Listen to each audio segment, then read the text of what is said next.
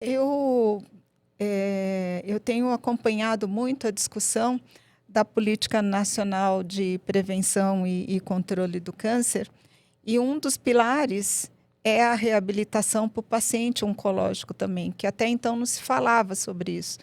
E eu tive a oportunidade de visitar tanto aqui o SARA, quanto o Instituto lá de Reabilitação do Hospital de Amor em Barretos, e fui para Rondônia também. É assim, é primeiro mundo, né? Você vê a população que não tem acesso, ter acesso a equipamentos, né? Você vê pessoas que não movimentavam fazendo exercício através de um robô. Esse já é, a gente está falando de uma reabilitação mais elaborada. Né? E o que você traz aqui, que eu acho que é muito valioso, é a reabilitação que cada um de nós está aqui, né? Está ao nosso alcance. A gente consegue, né? Como que a gente pode cada vez mais, lógico, ter esses centros? Eu acho que isso ajuda também, mas a gente fomentar mais essa discussão e criar mais essa cultura, né? De você ter a atividade física como algo que faça parte, né, da sua rotina, do seu dia a dia. Não é fácil, mas eu acho que esse é o grande desafio, né? Sem dúvida nenhuma.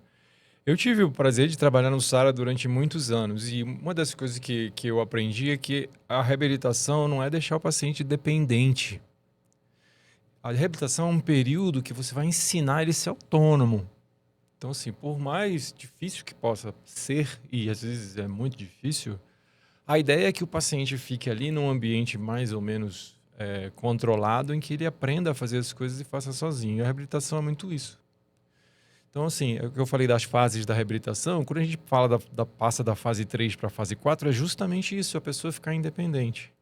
Então, acho que esse seria uma coisa, porque nosso sistema ele é muito paternalista, ele é muito dependente. A pessoa não... A gente tem que transformar o paciente em agente da própria saúde. Pronto, eu acho que esse que a gente tem que desenvolver. A gente tem que transformar ele em agente da própria saúde. Então, assim, atividade física tem que fazer parte da rotina escolar. Atividade física tem que fazer parte da gente entender que fazer exercício é poupar a saúde para o futuro. Então, assim, com a quantidade de doenças crônicas que a população envelhecendo, né, acumula, o impacto, a pressão nos sistemas de saúde, seja o público, seja o privado, é muito grande. E a gente pode desacelerar um pouco essa evolução com atividade física. Eu sempre mostro um gráfico para os meus pacientes que, assim, a gente é anabólico, ou seja, a gente é... Nosso saldo é positivo em termos de funcionalidade, em termos de músculo, de osso, de função, até os 35, 40 anos. Depois a gente começa a diminuir. Os óculos já começam a ficar ruim, né? Assim, a gente começa a ficar um pouco mais fraco, osteoporose, etc, etc.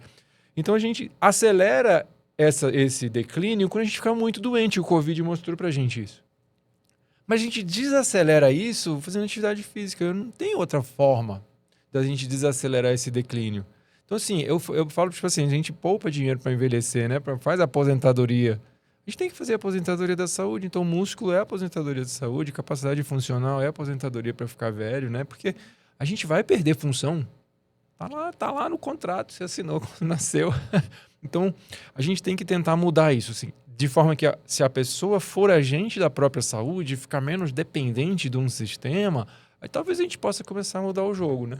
Então, assim, acho que essa é uma das coisas. Olha, vem cá, você faz parte. Porque às vezes o paciente chega, eu pergunto assim, mas para que você está tomando esse remédio? Ah, não sei não, o médico passou. Tudo bem, existe essa relação de confiança, né? Ninguém quer quebrar isso. Mas, assim, uma das coisas que eu tenho como padrão, olha, você está tomando esse remédio por causa desse motivo. Esse aqui é por causa desse motivo. Então, deixar isso claro. Então, mas por que eu falo isso? Justamente para que a pessoa em si se sinta empoderada de entender por que ela está tomando aquilo, não é porque o médico mandou. E a atividade física é a mesma coisa. Eu falei, olha só, você está fazendo isso, que o benefício que você vai ter para o seu coração, para os seus vasos sanguíneos, para o seu músculo, enfim, está contido nessa 1 hora de exercício aqui por dia que você pode fazer. A gente vai colher o fruto amanhã. A gente vai colher o fruto daqui a 5, 10 anos. É assim. Então, assim, enquanto isso não fizer parte do nosso dia a dia, em que a gente estiver falando para a pessoa assim, da mesma forma que né, quando a gente vai colher uma anamnese, quais são os remédios que você usa, como é que é a sua rotina diária de comida, como é que é a sua diária de exercício. Da próxima vez que eu estiver aqui, eu queria que você tivesse um gasto energético maior. Se desafie num fit que eu falei, não, aumenta a frequência um dia, aumenta a intensidade, aumenta o tempo, muda o tipo de exercício. Eu tenho procurado fazer isso nas minhas consultas, para que a pessoa tenha a condição dela mesma tomar rédea das coisas. Então, acho que passa por aí. Então, assim, descentralizar, né, como a gente falou aqui, e fazer com que a pessoa tenha educação suficiente para tentar mexer nisso, acho que são condições pilares, fundamentais. E, às vezes, do nosso lado, tentar desmistificar o medo, desmistificar o receio de achar que o exercício vai fazer mais mal do que bem, pelo contrário. Então, acho que são pontos importantes que só massificando, só falando, parece clichê quando a gente fala de atividade física, mas ainda tem muita barreira para quebrar, né? Então, assim, o que eu tento colocar em termos práticos, eles ficam falando, veja, faça exercício porque é bom. Não, faça exercício, o benefício que vai ter é esse, o batimento cardíaco de quem faz exercício é menor, significa dizer que seu coração fica mais eficiente a cada batida, né? Significa dizer que possivelmente você vai precisar de menos remédio de pressão se você fizer exercício todo dia, porque a gente tem um efeito que a pressão abaixa depois do exercício, quando você fica vermelho, né? Vasodilatação. Então, assim, a gente tem um efeito cumulativo. É isso que a gente tem que tentar educar e que a pessoa entenda que isso faz parte da saúde, né? Do controle da saúde, não somente tomar remédio. Doutor Sérgio, a gente está chegando aqui ao final desse episódio nosso, e eu gostei tanto do nosso bate-papo que eu vou depois querer conversar mais, né, com você sobre isso. E aí eu queria muito que você agora mandasse uma mensagem final para as pessoas que estão nos assistindo. O que cada uma pode fazer ali no seu dia a dia e que vá muito nessa direção de tudo que você falou aqui, né? Porque a gente sabe que não é fácil, né? A gente se boicota o tempo inteiro, né? O sofá é muito mais gostoso, né? Então, eu queria muito que você, assim, pela sua prática diária, né, o seu dia a dia ali no consultório, que você mandasse uma mensagem ali para as pessoas, né, para que elas assistissem esse episódio e que elas também pegassem esse episódio e passassem para alguém da sua família, um amigo, porque a informação de qualidade segura, ela tem que ser compartilhada. Não, claro. Bom, acho que a primeira coisa é você se fazer entender, quer dizer, por que toma remédio, né? Por que o exercício pode fazer bem. Então, assim, aprenda sobre sua doença e busque as formas de controlar o melhor possível essa doença. Atividade física é uma das formas mais frequentes, mais completas, né, de tratar doenças sistêmicas pelos benefícios todos que ela tem. Então, procure saber da sua doença, quebrar o tabu, quebrar esse bloqueio de que achar que o exercício faz mal, ficar parado é que faz mal, né? Atividade física faz bem, muito mais bem do que o mal de ficar parado. Quer dizer, a gente precisa estar mais ativo de fato, né? Existem formas de você ficar independente em relação a isso. É óbvio que precisa consultar o médico para saber os seus limites, mas eu gosto muito desse método. Tenta colocar esse método na sua vida, porque é muito fácil. Eu sugiro para os pacientes sempre colocar na porta da geladeira semanalmente. No domingo faz a previsão e na segunda põe em prática frequência, intensidade, tempo e tipo. Então essa semana eu vou andar na segunda e na quarta-feira. Beleza. Fiel, assina ali, se compromete. Na semana seguinte eu vou na segunda, na quarta e na sexta.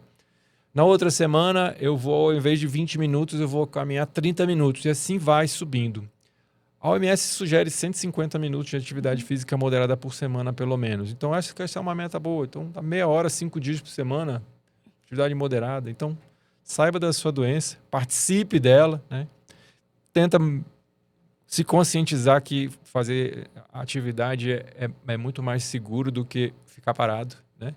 E use esse método no seu dia a dia. Nem que seja andar, né?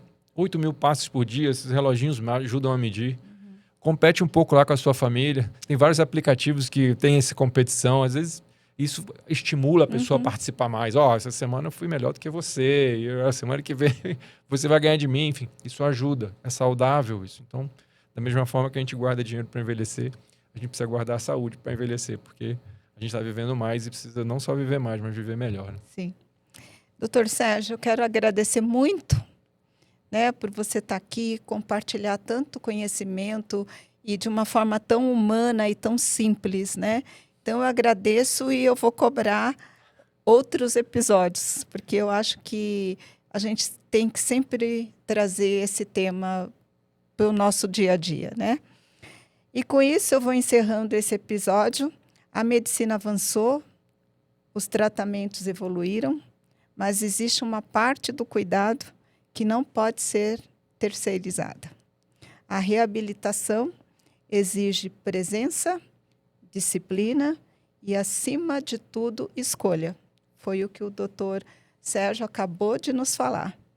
Talvez o maior desafio não seja apenas sobreviver a um evento cardíaco, mas decidir todos os dias não voltar para o mesmo lugar que levou até ele.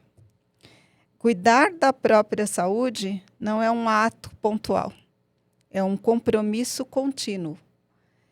E, em muitos casos, é isso que define não só quanto tempo se vive, mas como se vive.